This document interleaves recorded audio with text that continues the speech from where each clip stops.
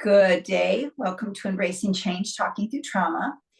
And today my guest is Rachel Piper, and Rachel has written a book entitled Size Diverse Pilates. And we're going to actually talk about her mat book today. So welcome, Rachel. Can you tell the viewers where you're located, please? Yes, I am located right a little like in the middle of Iowa, thereabouts. I'm in the Iowa City area. Go Hawkeyes. Yep. And when you and I had a conversation quite some time ago about your book, right at the beginning of when you were going to beginning to start to launch it. What were some of your reasons behind developing Size Diverse Pilates book? I wanted to make the work accessible to different body types, and I didn't see a lot of books out there that had some body diversity or even accessible ways to do Pilates, at least the classical work. And I know that it might seem like the book is a little bit more contemporary, but the basis is the classical exercises and how can we make them more accessible and be a little bit creative with those exercises to help people of all body shapes and sizes connect to the work in the same way. Because a lot of times people don't need a prop or don't need things forever. And sometimes they do, and that's okay. And I think just letting people understand that you can do Pilates no matter what body you're in is really important, and it's really empowering. Yeah, it is. And then, so you said you found there were lack of resources, and what's really interesting to me is I just started teaching a college course, and it's entitled Beginning Pilates. And I inherited the book from another Pilates instructor. And when I first started looking at it, I'm going to be very honest, Rachel. I'm looking at it because I had looked at your book, you and I had talked, and there was no diversity in the textbook that I'm currently using. So I reached out to you because I'm actually using your book as a supplemental tool. I can't use it as the primary one yet, but hopefully that's going to come in time. But I think that it's really even on the cover of I'm going to just pick up your teacher training one because it's just so beautifully done. The teacher training one. And I think that just looking at the variety of people, how many different models did you have when you started putting this together? Oh, shoot. I think I originally asked maybe 4 or 5 people and then added people along the way. And I'm trying to think how many I have because I do have some other stuff kind of going on in the background, and I have a few more people who will be in my reformer manual and things like that, just to try and can be continuous in trying to get as many body types and shapes out into material that can be seen in the public. So quite a few. And I think that what you're doing, especially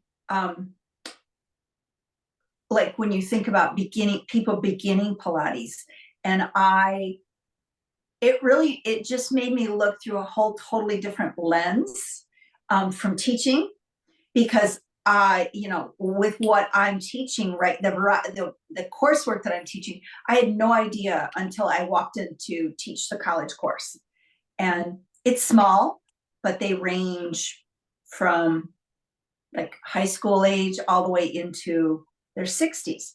And I have all different types of bodies in there as well. And so it was really, like I said before, it was really important for me to just make it accessible. And it's something I haven't taken it into the classroom yet, but it's coming.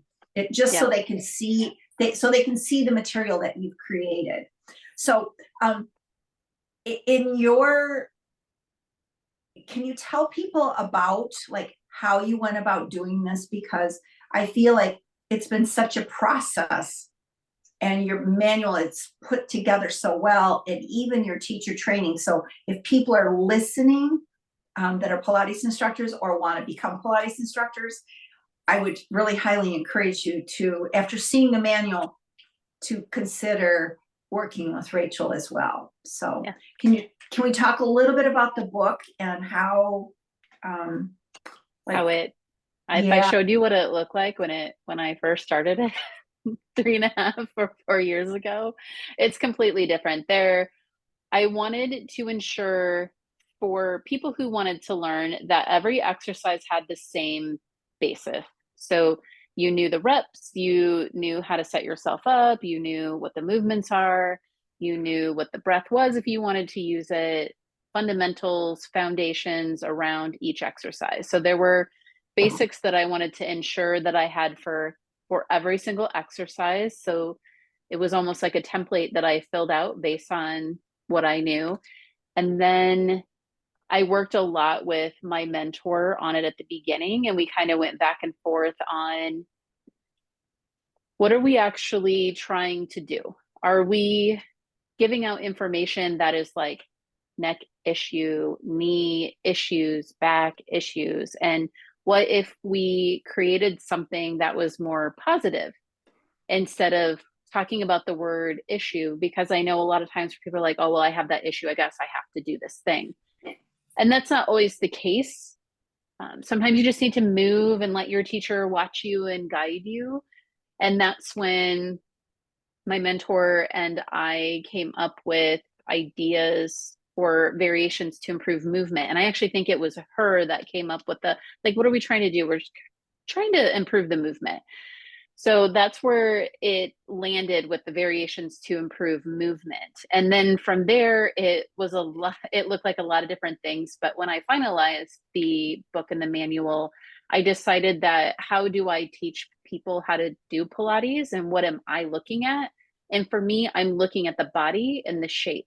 And that is why you'll see adjusting the head and neck, adjusting the spine, adjusting and the spine and the pelvis, adjusting the hands and the arm position, adjusting the leg and the foot position. Because when you're looking at the body, these are the things that may just need a slight adjustment to help somebody connect to the work a little bit more. And then there's that whole, and since it's mat, there's a whole section on props and how to do that. But if you really look at what the props are doing, they're likely supporting the variations to improve movement. So Yes. if you need to adjust the head or neck, how can you do that? Well, as a teacher, you don't want to just go over and have somebody's head in your hand. You would use a prop. So that is the basis of it all. If you know how the body moves and the body shapes you're trying to make, then you can look at the body and figure out how to help that body do the movement a little bit different or make things more accessible. And then from there are some challenges in there, but essentially it was originally like a header and then stuff filled in, and then a header filled stuff in. And then I decided that I wanted pictures, and I wanted pictures of a lot of different people. And so I reached out to my friends on Instagram and people I taught with and asked if they could help me out, because I wanted to create something that was really special. And all of them were amazing. And I made sure that I paid them. I didn't have much money at the time to do that, but I made sure they got something for being a part of this thing I was trying to create. And they created the videos for me. And then from the videos is how I cut the pictures that were in the manual. And then I made it a little bit more blog-like. And that's why it kind of looks the way it does, where there's two sides to it. So you can have words on one side and pictures on the other side. But originally it was just black and white with a header and all of my thoughts. So Wow. yeah, it just keeps going and going. And yeah, I love to create. It's beautiful. It's really beautiful. Thank So you. how many different types of props do you think you have used in the book? There's a lot. I also tried to make an outline for that as well. And I'd have to look in it. And it's funny because we just did training. I've had the last 2 weekends I've been doing my mat training here. And it mostly virtual, but then I had one person with me and we went through every single prop. So it's based on what it is and what it does. So resistance band, towel, bar, weighted bar. So those can sometimes be grouped together, but then they're separated. And we have, yeah, I mean, there's a lot. I mean, small ball, big ball. I have an air disc or a balance pad in there. I have barrels. So quarter barrel, half barrel. There's an entire section that comes later, and this is more in the manual than it is in the book, but in the manual, you actually get class designs based on each prop. And so you know that, Tammy, because you have the manual instead of the book, but in there, it actually has the C shaper in it as well, which I think is an ingenious tool to teach people how to be in their longest flexion and really helps them figure out how to connect to their core. So I do have an entire section on that as well. Is that Balance Body's newest prop? Where it's not new, but it is, Balance Body has it. Well, so the Contrology line just came out with their new spine corrector. Okay. That for sure. But yeah, the C shaper they've had for a while. And I think that the C shaper, it might be called something different depending on what company it is. But yeah, it's literally looks like a C. Okay. Yeah. If you see me doing anything on a golden yellow, weird looking seat thing, that is the C shaper. Okay. Okay. Yeah. Do you use the OOV at all? I do use the OOV, but it is not in the manual and it isn't in the book. It's a little bit further away from the classical Pilates, but it is an amazing tool. And I have been asked by people if I could do a supplement to that. So that is something that is on my 2024 list of things to potentially put together as something that is maybe a little bit smaller so people can understand how to use it, because I do think that that is an amazing prop to open up the spine. It puts people in a really good position depending on how you're using it. Yeah, I love it. I use it frequently with some of my clients, and it helps them to gain a deeper connection with their core as well. And so, and then like, how long have you been teaching? So you're classically trained. Mm-hmm. If I'm not classically trained, if I wanted to take your training, do I have to be classically trained to take it? Nope. There is no prerequisite at all to do my mat training, my intermediate mat, because you'll learn everything. And I spend a lot of time. There are, let's say, there's 13 hours in the first weekend where we don't even get to the mat exercises. It's all about the foundations. It's about how your body moves. So it's the shape of the body. How the body moves. It's all of the principles and the fundamentals and practicing the Pilates fundamentals, because that gives you a really good basis for what you can give to people in the class to see how they're moving before you start in on the exercises. So we spend a lot of time just getting people set up with understanding how the body moves and also the props. So, and why you would want to use props. And then in the second weekend, we get into the actual exercises, which is really fun. But then they have the basis. And from my experience, this time that I'm running it, because this is the second time I'm running the MAP program in 2 years, this one has been really nice the way that I have it set up, with spending extra time specifically on how your body moves and the fundamentals before moving them into the exercises, because it is all related. And yeah, it's been really fun, actually. It's a really, really good crew. It's really fun. So you talked about the first weekend, then the second, is it just 2 weekends or is it longer than 2 weekends? There's another weekend. Yeah. So the first weekend is the foundations and fundamentals. And then on the third day, so on the Sunday, we have a 3-hour move, learn, teach, where they get to move their bodies and experience something that they learned in the fundamentals. Then we learn something a little bit extra. Like it depends on like what I decide to teach them. This round, we had a really long conversation about learning styles and how people Oh, learn yeah. and all of that. And then they Yeah. get to, yeah, and then they get to teach. And it was fun because their goal was to use the fundamentals and try and figure out or listen to their practice client to see how they learn best, and then see if they could maybe teach them some fundamentals using their learning style.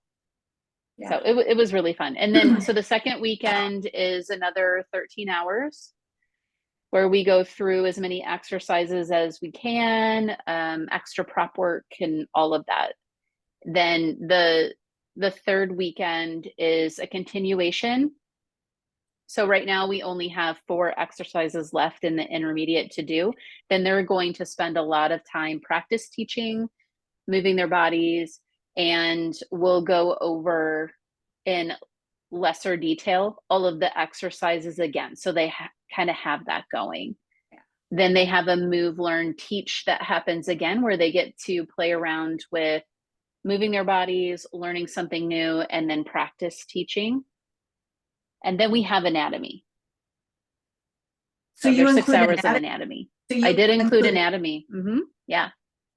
Wow. Yeah, it's a lot, but it's a really good basis, and it's the basis for all of the rest of the work, all the reformer, tower, chair, everything.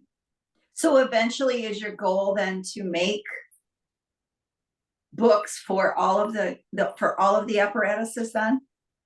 Yes, it is. Because I decided, and we talked about this before, I decided to incorporate Teachable into all of the live workshops. That put me on pause a little bit with the chair manual, but I have an all levels reformer manual that's already done.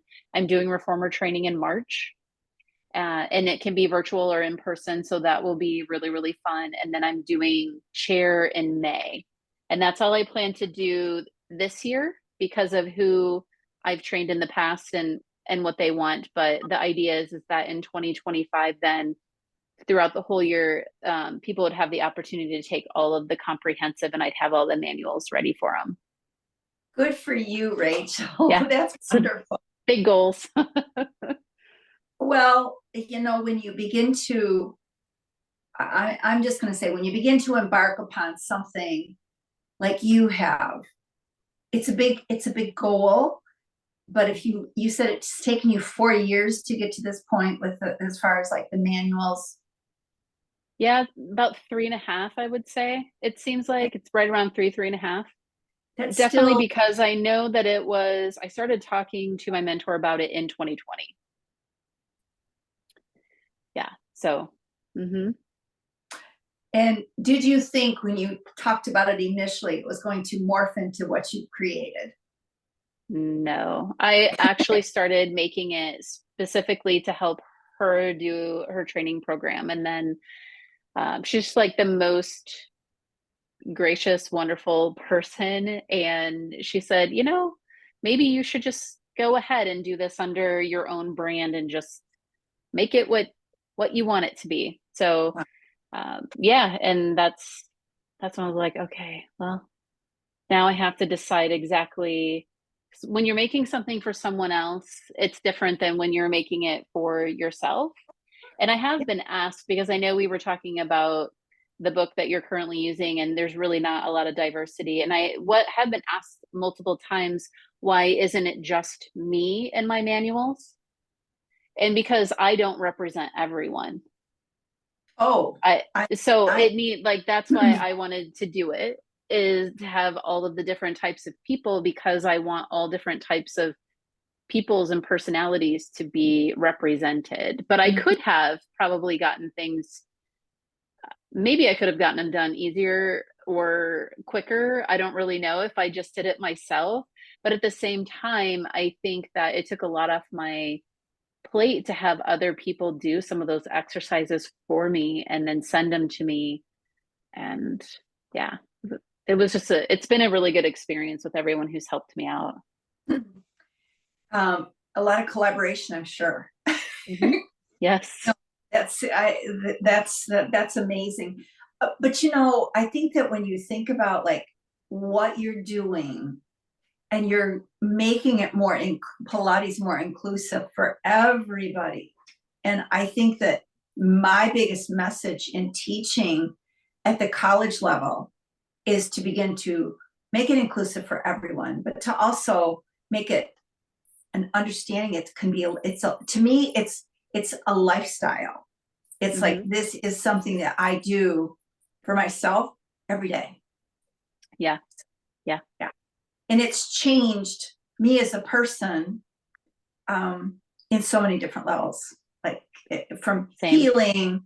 Yeah. And it's just really like to see how, like, even just the pictures on the front of the manual and the diversity of so much. But I think it's like when we've talked before, like breaking down the barriers on so many different levels with this book. And I just commend you for doing that, because and it's a topic that I don't know of anybody else that's created a book like this. Are you the only one? I haven't seen anyone else do one for classical, but I know that there is a Pilates for Everyone book out there that does have some diversity in it. And I do have, Mickey but Mickey Fit is her Instagram, and I think she's great. I met her at Momentum Fest. I think it was the same year we were there together as well. Yeah. That book is also fantastic. So there's something similar. Mine's just a little bit different because it goes through specifically the 34 mat exercises that are in Return to Life, and then like a couple of other ones. But as far as at least seeing some diversity in Pilates, like she was the first, it was not me. And if I could have even more people and more representation in the manual, which I hope to get at some point, I like to say, if you were interested in being in one of my manuals, you just need to let me know. You can sign a media release and we will talk about which exercises and variations I need, and then you can send them to me and there you go. Like, it's just really important for me that if people want to be seen, then there are probably more people behind them that want to be seen as well. Yeah. So it's really important to me. Well, and I think that when you're looking at, like, I actually have Mickey's book. Yeah. But I feel like your book is a teacher training manual. Yeah. Her book, I mean, I have her book and it shows, I mean, it's beautifully done. It's beautifully done. Yeah. But yeah. So, and I just think that when we're thinking about, I really like you talked about learning styles, and there's something that I've been diving deeper into, and it's called universal design. And essentially you're designing curriculum to break down the barriers of what potentially could be like an issue, an obstacle, or whatever you want to call it. And it's really it's been really enlightening for me to look at it, because it takes in brain science and neuroscience. I mean, there's just a lot of components to it that I really, and I get kind of geeky on that kind of stuff, but I do really, too. Okay. So I mean, it looks at like designing a curriculum that could be potentially like, all right, I'm going to give you an example. In designing the curriculum so I'm teaching a beginning Pilates course at a local community college. And coming into it, I had the syllabus, I had the course goals. And then knowing me, because I taught college courses for 15 years before, but I didn't know anybody as far as like if they were going to be coming with some kind of disability. You know, I didn't know what the class roster was going to look like. Mm-hmm. And so I was really kind of loose coming into it. Like I prepared the first 8 weeks, so to speak. And then I wanted to see like how they move, like, and just kind of work my way into it to see if I was going to have to provide additional additional props or things to help them, because it's limited at the college, but I still can I'll take things if I have to. So Yeah, that's why, yeah, I will. Yeah, so. yeah, take the things. Yeah, and I would say that to me, there's like in Mickey's book, there's some story in there. There's a little more Yeah, backstory. It seems more personal. My book is definitely more almost manual like, but I do write technical documents at work all the time. And I wanted to be very straightforward in a way, so the people had the same information. So that's also a little bit of a difference. That's why I think both are really valid if you want to get in there and know the exercises and okay, like this is how it's set up, and oh, this is hard for me, what should I do? Then yeah. you can grab a prop and things like that. And the learning styles, I can absolutely geek out over that. I mean, I think we talked for over an hour in teacher training about it, because I went through each of the different types of learning styles so that people could really understand them. During our introduction for the whole weekend, I asked them if they could tell me what kind of learner they thought they were. And I'll tell you what, it tracked so well with everyone. And then that conversation it was a really good one. And then throughout so far the weekends, I have tried to recognize what kind of learner someone is. And so if they're having trouble with something in particular, whether it's having the words to cue, I remind them of certain things and remind them that the things that seem difficult are actually something that could be a strength for people that they're teaching, and trying to get them to think about things a little bit different when they're either doing some of their self-practice or their practice teaching. And it's been really fun for people to say like, okay, like I didn't think about it like that. I'm like, yeah, this is how we need to think about it so that we can become the best teachers we can be for the people who need us. Yeah. And I think that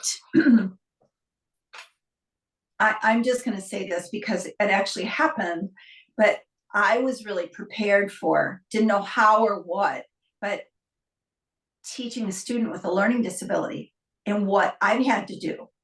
Mm-hmm. And, in traditional classes, note taking would have been very satisfactory, but making videos for the class as a whole, because if one's needs an understanding or a deeper understanding, just making a video and sending it to them is where I can talk and we can break it down, and maybe it might even be the student.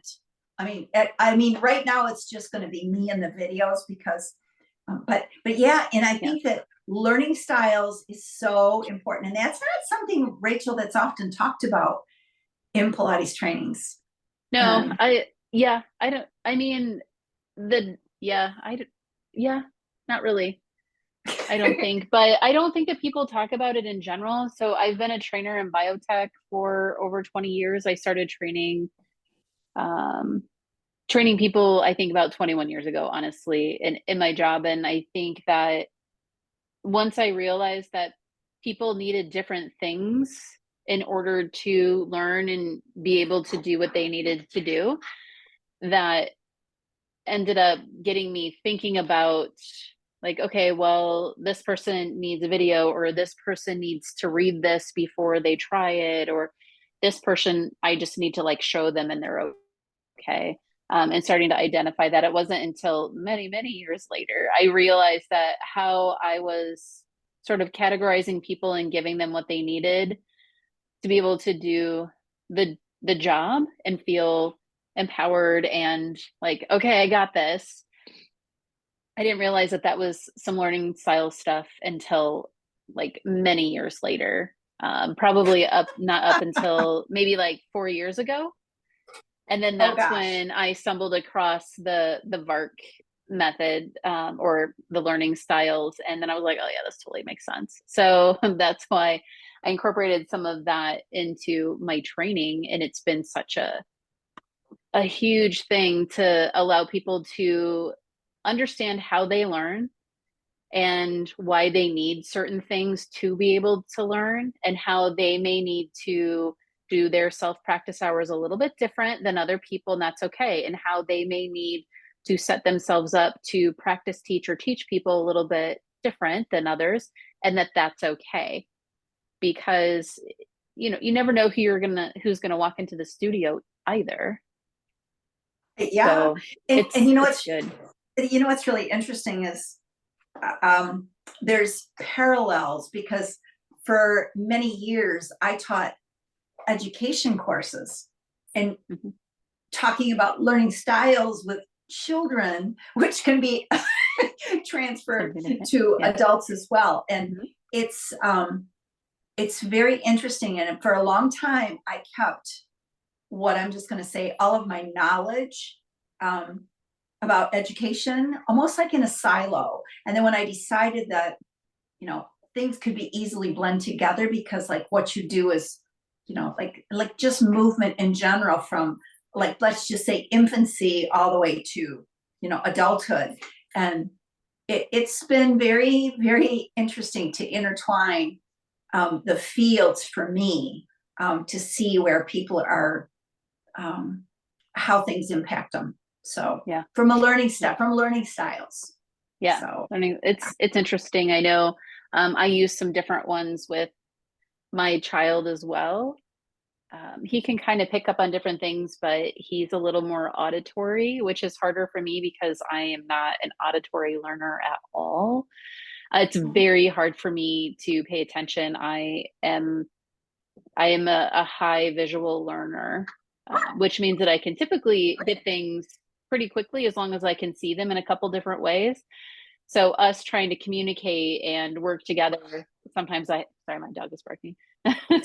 Sometimes I have to think about that, where I give him a visual, but I have to also say things a little bit different for him in order for him to be able to pick it up.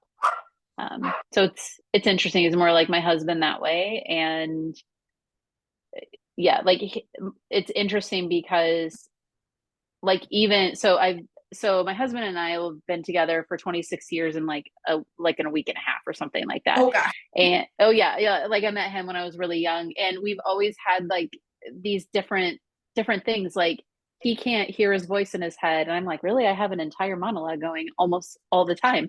And and he is a very auditory learner. He can just sit there and listen to a podcast. He can be doing other things, and he catches the whole thing. And for me, I'm like, I have to be walking the dogs and absolutely nothing else has to be going on for me to be able to listen to a podcast unless there's a visual aspect to it. And it's just interesting between the two of us how sometimes we try and teach each other something or show each other something, and our learning styles did not mesh. But over the years we learned, like, I'm just going to tell you what to do, but if he's doing something for me, I'm like, no, you show me and then I'll be fine. So we kind of have that understanding now.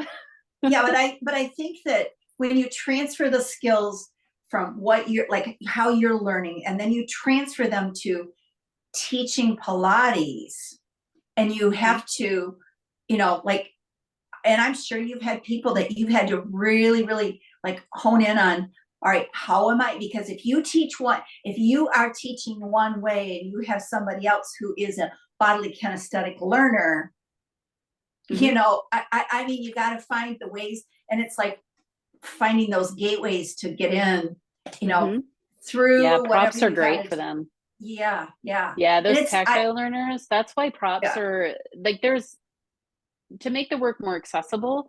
But yeah, if you have a tactile learner or a kinesthetic learner, having those props can really help them get that yeah, feeling yeah, in their body. They can understand that movement a lot quicker. Yeah. And then yeah. those visual people, like me, I just need to like eyeball it. So if somebody's over on the side and they do a movement, I'm like, oh, okay, that's what I'm supposed to be doing.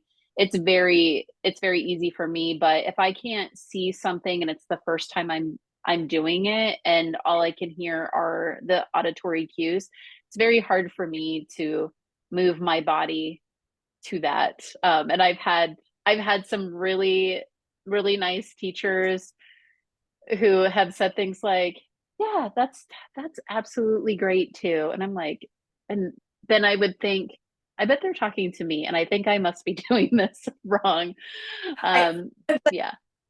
but but you're approaching teaching from a whole different aspect, just Mhm. like Yeah. when like creating the trauma informed movement and intertwining the nervous system in with it is vastly different than like just I mean, to me, it's like you've taken your skills and you've intertwined them with Pilates, just like I've taken the years and years and years of working in the field of trauma and then Hmm. intertwining them with the nervous system. And when you can see the blend and you can see how people respond to you because their bodies are moving a certain way, but it's also, I feel, and you can tell me if you're different than I am, but it allows me to be very open, to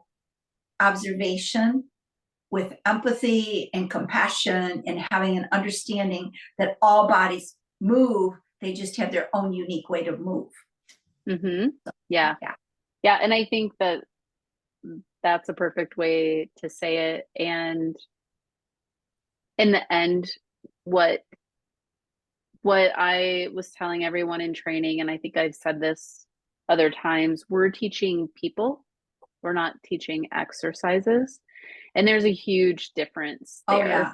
because you can easily read the setup in my book and you can read the movements and you could say those exact things aloud. And then you could consider yourself a teacher if you just wanted to teach the exercise or the movement. Yeah. But when you're teaching people, you're looking at them and trying to give them what they need so that they can access a connection to their own body and Correct. hopefully their mind, Yeah. and to And allow them to be autonomous as yeah. quickly as possible, because there's something very empowering about being able to do something and remembering how to move or do something on your own. Yeah. Yeah.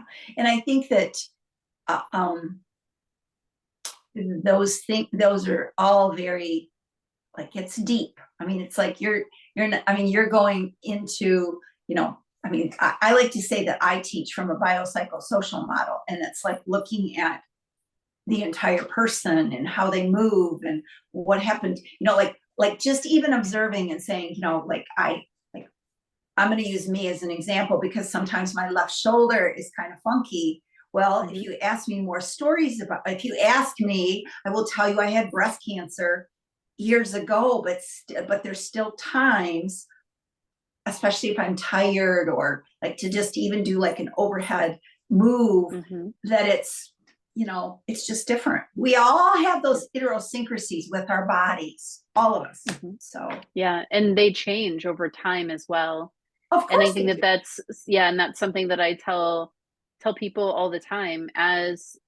There might be some things that you can do that you couldn't do before, and like those things can swap, and that's just part of your movement practice.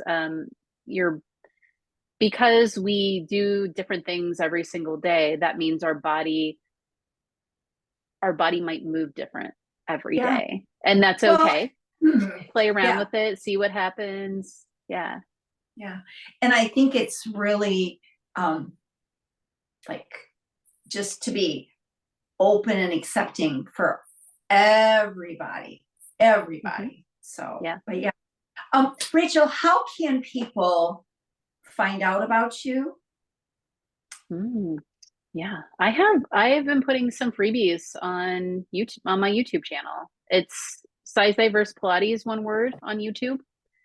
And I try and do some mat and I try and do some reformer and some tower. And I created some shorter ones recently because sometimes you just need a little movement and not a whole lot of movement. And I use props sometimes, and other times I won't use props.